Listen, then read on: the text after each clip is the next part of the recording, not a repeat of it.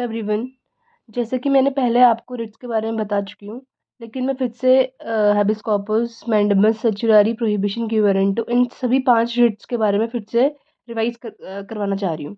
सो जो habeas corpus है, इसका मतलब होता है to have the body. Second है मैंडेमस, इसका मतलब होता है वी कमांड।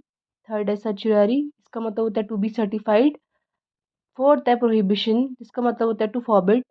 फिफ्थ है क्यूरेंटो, जिसका मतलब होता है बाय व्हाट अथॉरिटी। तो ये 5 टाइप के रिट्स हैं।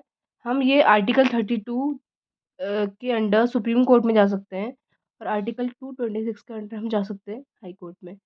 तो आज हम एक एक करके सारी रिट्स के बारे में पढ़ेंगे। पहले हम आज स्टार्ट करते हैं हैबिस कॉर्पस से। हैबिस कॉर्पस का बेसिक मतलब होता है टू हैव द बॉडी, और ये सबसे ज़्यादा पावरफुल रिट मानी गई है। इसका मतलब ये होता है कि कोई भी पर्सन अगर इलीगली डिटेन होता है, और फिर वो हैबिस कॉर्पस के थ्रू अपने को रिलीज करवा सकता है। ठीक है। आप देख सकते हैं यहाँ पे case Rudal Shah versus state of Bihar. इस केस में ऐसा हुआ था कि जो ये पर्सन था उसने 14 ईयर्स की सज़ा भुगत ली होती है। उसके बाद भी अगर उसको डिटेन करा जा रहा है, तो फिर वो हैबिस कॉर्पस का यूज़ करके अपने को रिलीज का डिमांड करता है। वो हैबिस कॉर्पस के थ्रू रिलीज होता है, क्योंकि वो एक्स्ट्रा सज़ा भुगत रहा था। तो क्योंकि वो बिना मतलब इलीगली डिटेन था, तो जिस वजह से उसने याली रिट का यूज़ करा। मतलब याली रिट का यूज़ तभी कर सकते हैं जब कोई इंसान इलीगली डिटेन्ड हो। अगर उसने सच में कोई क्राइम करा है और उसने सज़ा उसको नहीं मिली है, तब तो वो इसका यूज़ नहीं कर सकता है हैबिस कॉर्पस रिट का। लेकिन अगर वो इलीगली डिटेन्ड है, तभी जाके वो इस रिट का यूज़ कर सकता है। Now will move forward to writ of mandamus, जिसका मतलब होता है वीक कमांड। इसमें ये होता है कि परफॉर्मेंस ऑफ पब्लिक ड्यूटी, मतलब अगर कोई इंसान पब्लिक ड्यूटी का परफॉर्म नहीं करता है, तो जिस वजह से उसको मतलब याली रेट यूज़ कर सकते हैं। इसमें केस दिया गया है Gujarat state financial corporation versus lotus hotels. तो ये जो कहते हैं लोटस होटल जब बना था, तो इन लोगों के बीच में फाइनेंशियल कॉर्पोरेशन और इन दोनों के बीच में एक एग्रीमेंट हुआ था कि कुछ भी फाइनेंशियल दिक्कतें आएंगी, तो ये एक तरीके से हेल्प करेगा। तो लोटस होटल जब बना, तो उन्होंने ये जो स्टेट ऑफ फाइनेंशियल कॉर्पोरेशन था, इससे कुछ मदद मांगी, और ये इन्होंने रिफ्यूज़ कर दिया। तो जिस वजह से ये केस ले गए गुजरात हाई कोर्ट में। और इसमें ये था कि public duty which is promise to be form, इन्होंने प्रॉमिस करा था कि हाँ हम ये ड्यूटी करेंगे, पर वो नहीं करी। तो इसमें रिट ऑफ मैंडेमस का यूज़ करा गया कि मतलब कि तुमको करनी चाहिए ये ड्यूटी। मतलब बेसिकली ये पब्लिक ड्यूटी में ही अप्लाई होगा। ठीक है। कंडीशन दी गई है there should be a public duty. हाँ, ये है कि अगर वो कंडीशन है कि पब्लिक ड्यूटी ही होनी चाहिए, वो कोई प्राइवेट ड्यूटी नहीं होनी चाहिए। इस सिचुएशन में हम रिट ऑफ मैंडेमस का यूज़ कर सकते हैं। Now we talk about writ of certiorari, जिसका मतलब होता है टू बी सर्टिफाइड। ठीक है।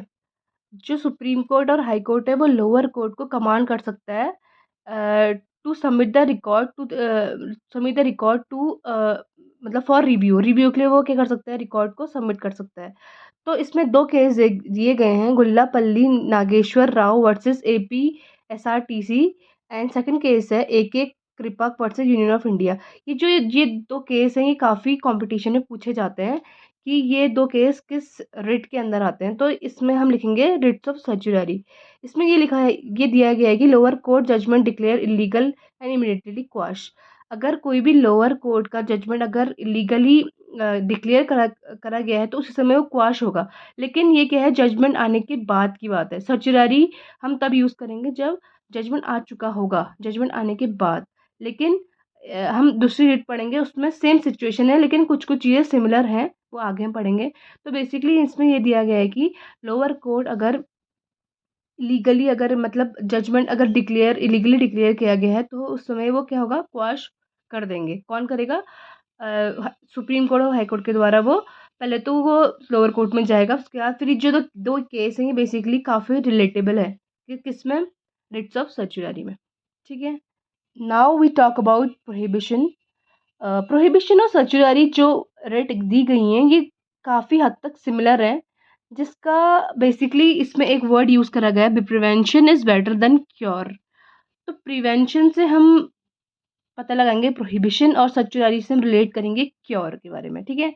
As we learn that if an illegal judgement announce then to quash is to cure the mistake you have to use. अच्छा, अगर कोई भी इलीगल अनाउंसमेंट मतलब हो चुकी है जजमेंट के बाद, तब तो हम सर्चुरारी का यूज़ करेंगे, मतलब जजमेंट के बाद, ठीक है।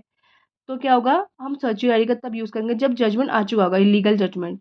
लेकिन if before the judgement announce if you want to prevent the mistake then you use the writ of. हाँ, अगर जजमेंट अनाउंस होने से पहले तुमको मिस्टेक को प्रिवेंट करना है कि हाँ यार ये मिस्टेक ना हो, तो इसमें हम क्या यूज़ करेंगे, प्रोहिबिशन। मतलब जजमेंट से पहले प्रोहिबिशन, जजमेंट के बाद सर्चुरारी, ठीक है।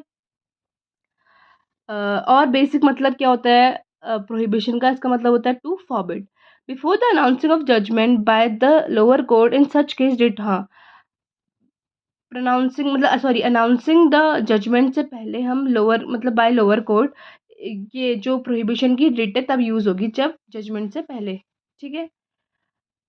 Now we talk about the last writ which is quo warranto. Quo warranto का मतलब होता है बाय व्हाट अथॉरिटी, तुम किस अथॉरिटी से। इसका सबसे सिंपल एग्जांपल मैं आपको बताती हूँ। अगर कोई भी पर्सन कोई कॉलेज में एडमिशन लेता है, चाहे मैं चाहे एक्स वाई जेड कोई भी, तो पहले तो हमारा कोई एंट्रेंस एग्जाम होगा या हमारा 12th 10th सबकी मार्कशीट मांगी जाती है। अगर ये मार्कशीट हमारे पास नहीं होगी तो हम एंट्रेंस नहीं ले सकते कॉलेज में, या कोई भी स्कूल में एडमिशन होता है तो उसको प्रीवियस ईयर की मार्कशीट मांगी जाती है कि किस किस बेसिस पे आपका एडमिशन हो रहा है। तो सेम एज क्यूबरेंटो ऐसा डिफाइन किया गया है कि अगर कोई कॉलेज में हम एडमिशन लेते हैं तो हमारे पास ये सब फॉर्मेलिटीज़ होनी चाहिए। तो इसी ऐसे रिलेट करते हुए हम क्यूबरेंटो को बताएंगे। क्यू ऑडिटर का मतलब होता है कि तुम किस अथॉरिटी से यहाँ पे आए हो। बेसिकली कोर्ट ये पब्लिक ऑफिसर्स पे लगाती है, ठीक है।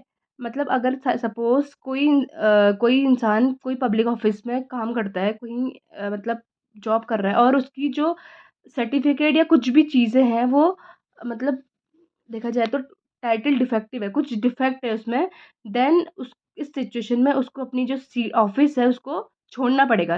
इसमें क्या लिखा है, then he has to vacate the office. मतलब उसको वो जॉब छोड़नी पड़ेगी क्योंकि उसकी जो चीज़ें हैं वो बेसिकली क्या है, इलीगल है। मतलब वो किस बेसिस पे आया है, क्या अथॉरिटी के बेसिस पे उसका एडमिशन हुआ है या उसकी जॉब लगी है। सपोज कोई इंसान गवर्नमेंट जॉब में एंटर करता है तो उसको पहले कोई एग्ज़ाम क्वालिफाई करना पड़ता है। अगर वो कोई घपलेबाज़ी या किसी किसी वजह से वहाँ पहुँचा है और बाद में कभी छापा पड़ गया कॉलेज उस क्या बोल सकते हैं उसको ऑफ़िस में, तो उसकी जो मार्कशीट वग़ैरह है या उसका जो उसका जॉब में उसका जो सिलेक्शन हुआ है वो एक तरीके से फेक तरीके से हुआ है, मतलब किसी के, ठीक है। तो इस वजह से वो उसकी जो जॉब है वो क्रैश हो सकती है क्योंकि वो एक तरीके से इलीगल तरीके से वो उस जॉब में गया है। तो उसकी जॉब क्या हो सकती है, वैकेंट हो सकती है। सबसे सही एग्जांपल ये है। तो क्यू वारंट का मतलब होता है कि किस अथॉरिटी से आप यहाँ पर आए हो। ये पब्लिक ऑफिसर के द्वारा के को लगती है बाय कोर्ट के थ्रू, ठीक है। सो आप मेरे हिसाब से ये रेट समझ गए होंगे। अगर आपको कुछ भी कन्फ्यूज़न है तो आप कमेंट बॉक्स में लिख सकते हैं। Thank you for watching this video. Thank you so much.